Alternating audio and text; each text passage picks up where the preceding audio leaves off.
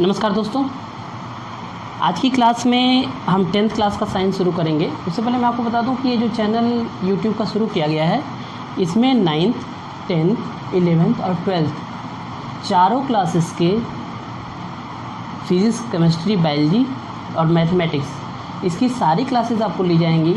जिसमें क्या क्या होगा, आपको लेक्चर्स होंगे, हर चैप्टर का लेक्चर मिलेगा आपको, हर टॉपिक का लेक्चर मिलेगा। उसके बाद PDF नोट्स मिलेंगे और PDF नोट्स के साथ साथ आपके मंथली टेस्ट भी लिए जाएंगे। तो चलिए सबसे पहले शुरू करते हैं 10th क्लास की साइंस। दोस्तों आपको बता दूं कि इस चैनल पे सारी चीज़ें CBSE बोर्ड से रिलेटेड होंगी। जो प्रेस्क्राइब्ड NCERT है उसके अकॉर्डिंग ही आपको पढ़ाया जाएगा।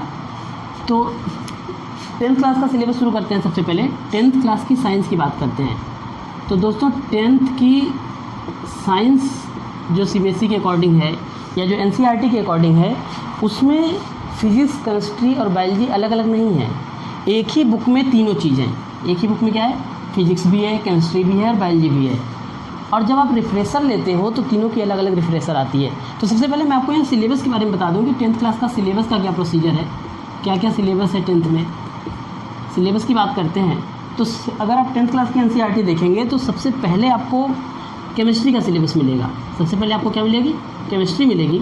और केमिस्ट्री के कुल 4 चैप्टर हैं। पहला चैप्टर क्या है, chemical equation and reaction. Chemical reaction and equation. दोस्तों ये पहला चैप्टर है केमिस्ट्री का। इसमें हम क्या पढ़ेंगे, इसमें पढ़ेंगे कि जो केमिकल प्रोसेस होती हैं उसमें जो रिएक्शन होता है, जैसे कार्बन को ऑक्सीजन में जलाया तो कार्बन डाइऑक्साइड बना। इक्वेशन क्या होती है, इक्वेशन को बैलेंस कैसे करते हैं और different types of chemical reactions क्या क्या होती हैं। तो इसमें क्या क्या चीज़ें पढ़ेंगे, इसमें सबसे पहले पढ़ेंगे कि रिएक्शन क्या चीज़ है, उसके बाद पढ़ेंगे कि इक्वेशन क्या चीज़ है, फिर इक्वेशन को बैलेंस करना सीखेंगे और लास्ट में देखेंगे कि जो नेचर में पाई जाती हैं कितनी तरह की केमिकल रिएक्शन पाई जाती हैं। दूसरा चैप्टर जो हमारा है वो है मेटल एंड नॉन मेटल। दूसरा चैप्टर आपका क्या है, मेटल एंड नॉन मेटल। तो दोस्तों इस चैप्टर में क्या पढ़ना है हमें, बेसिकली आपने 9th क्लास में एलिमेंट्स के बारे में पढ़ा होगा, कंपाउंड्स के बारे में पढ़ा होगा। तो उन्हीं एलिमेंट्स की जो फर्दर क्लासिफिकेशंस हैं, मेटल्स एंड नॉन मेटल्स, उनके बारे में हम डिटेल स्टडी करते हैं। तीसरा चैप्टर जो आपका है वो है carbon and its compounds. Carbon and its compounds. Science का स्टूडेंट होने के नाते दोस्तों आपको ये पता होगा कि लिविंग थिंग्स हो चाहे नॉन लिविंग थिंग्स हो, सब में कार्बन जो होता है वो एक्सेस अमाउंट में पाया जाता है। तो इसके लिए कार्बन की एक अलग केमिस्ट्री बना दी गई है। कार्बन के जितने कंपाउंड्स बनाए जाते हैं उसको अलग से पढ़ा जाता है। तो उसको इस चैप्टर में पढ़ेंगे, कार्बन एंड कंपाउंड्स में। चौथा चैप्टर जो आपका है वो है पीरियोडिक क्लासिफिकेशन ऑफ एलिमेंट्स। क्या है दोस्तों, पीरियोडिक क्लासिफिकेशन ऑफ एलिमेंट्स। तो ये चार चैप्टर जो केमिस्ट्री के 10th क्लास के हैं, यही आपको केमिस्ट्री में पढ़ना है। इसके अलावा जो चैप्टर्स हैं वो बायोलॉजी के हैं और फिजिक्स के हैं। तो चारों चैप्टर क्या क्या हैं, केमिकल रिएक्शन एंड इक्वेशन, जिसमें हम पढ़ेंगे कि केमिकल रिएक्शन क्या होती है, उसकी इक्वेशंस क्या क्या होती हैं। फिर हम पढ़ेंगे कि कितने टाइप की केमिकल रिएक्शन होती है। अगला है मेटल नॉन मेटल, इसमें मेटल्स के बारे में पढ़ेंगे, उसकी प्रॉपर्टीज़ पढ़ेंगे, फिजिकल प्रॉपर्टीज़ होती हैं, केमिकल प्रॉपर्टीज़ होती हैं।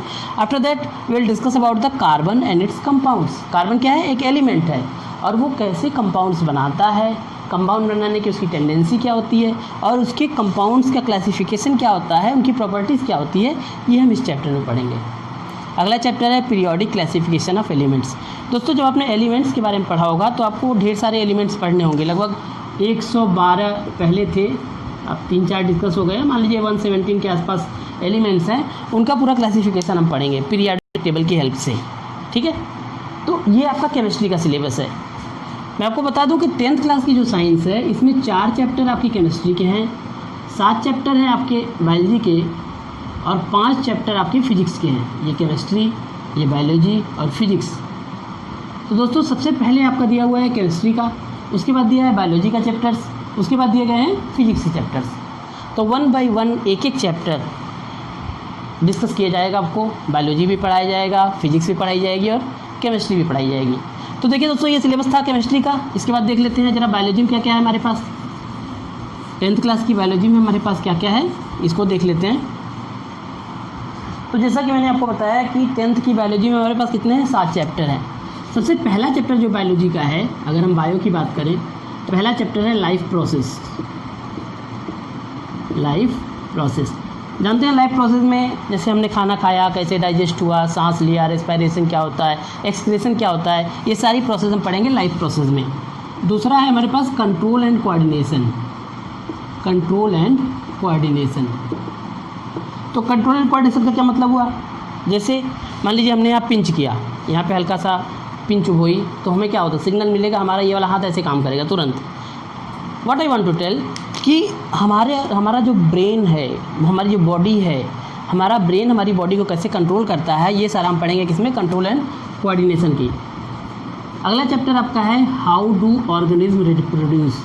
How do organism reproduce means reproduction. इसमें क्या पढ़ेंगे, रिप्रोडक्शन के बारे में कि जैसे प्लांट है, एनिमल है, ये अपनी जनरेशन को कैसे बढ़ाते हैं, उस सारे प्रोसेस को पढ़ेंगे। हाउ डू ऑर्गेनिज्म रिप्रोड्यूस, इसके बारे में हम पढ़ेंगे। और अगला चैप्टर है आपका जो चौथा चैप्टर है वो है हेरिडिटी एंड इवोल्यूशन। थोड़ा सा नोट कर लीजिएगा, एक मिस्टेक हुई है, बायोलॉजी के 4 चैप्टर हैं और 7 चैप्टर आपके फिजिक्स के हैं, उसको थोड़ा सा मॉडिफाई कर लीजिएगा। हम बता रहे थे कि आपके बायोलॉजी में 7 चैप्टर है, तो दोस्तों बायोलॉजी में नहीं, आपके फिजिक्स में 7 चैप्टर हैं और बायोलॉजी में कितने चैप्टर हैं, 4। तो ये आपके बायो का सिलेबस हो गया। तो बायो में क्या क्या चैप्टर हो गए, लाइफ प्रोसेस, इसमें लाइफ प्रोसेस के बारे में पढ़ेंगे, क्या क्या प्रोसेस है, जैसे डाइजेशन है, रेस्पिरेटरी सिस्टम है, एक्सक्रीशन है। कंट्रोल एंड कोऑर्डिनेशन क्या पढ़ेंगे, हमारा ब्रेन हमारी बॉडी को कैसे कंट्रोल करता है। हाउ डू ऑर्गेनिज्म रिप्रोड्यूस यानी रिप्रोडक्शन, इसमें हम देखेंगे कि प्लांट्स हो या एनिमल्स हो, वो अपनी जनरेशन को कैसे आगे बढ़ाते हैं, उसमें किस में पढ़ेंगे, रिप्रोडक्शन में।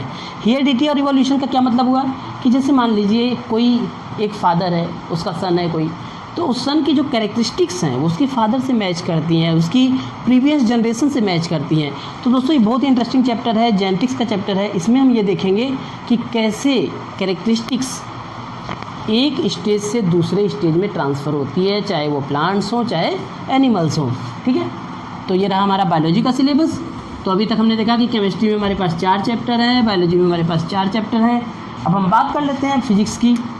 ऑब्वियसली फिजिक्स में मैंने आपको बताया 7 चैप्टर हैं, तो इसका सिलेबस थोड़ा सा बड़ा है, लेकिन दोस्तों 10th की जो फिजिक्स है वो काफ़ी इंटरेस्टिंग है, तो आपको काफ़ी इंटरेस्ट आएगा 10th की फिजिक्स पढ़ने में।